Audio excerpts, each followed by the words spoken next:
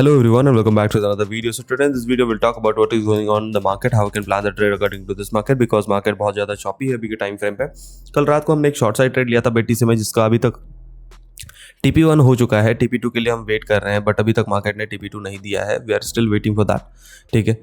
अब अगर अभी के टाइम फ्रेम पे देखोगे तो क्या हो रहा है, 4 आवर टाइम फ्रेम मार्केट अपने सप्लाई से रिजेक्शन लेके कंटिन्यूस डंपिंग के लिए कोशिश कर रहा है। 1 hour time frame market continuous dumping करने के लिए कोशिश कर रहा है, डबल टॉप बनाने की कोशिश।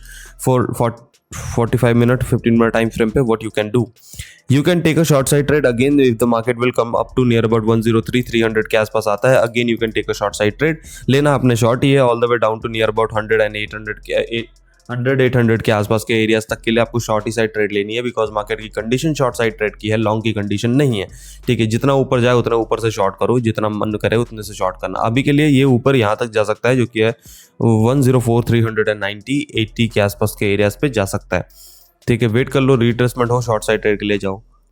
Now let's talk about Ethereum. Ethereum क्या कर रहा है अभी के टाइम फ्रेम पे, let me check it out. देखो अगर इथेरियम को ध्यान से देखोगे तो इथेरियम में हमने कल रात को शॉर्ट साइड ट्रेड लिया था, गिरा भी था हरामजादा, लेकिन क्या कर सकते हैं, ऊपर की तरफ लिक्विडिटी हंट करने के बाद नीचे गिरा था।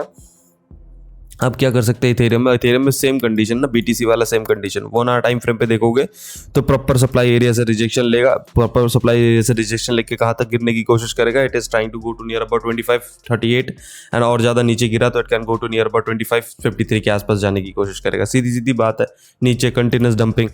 1 आवर टाइम फ्रेम पे सोलाना को देखोगे तो Solana is also taking a rejection from the supply area से रिजेक्शन ले रहा है। अगर यहाँ से रिजेक्शन मिला तो it will try to go down like 173, ज़्यादा नीचे गिरा तो 166 यहाँ तक जाने की कोशिश करेगा।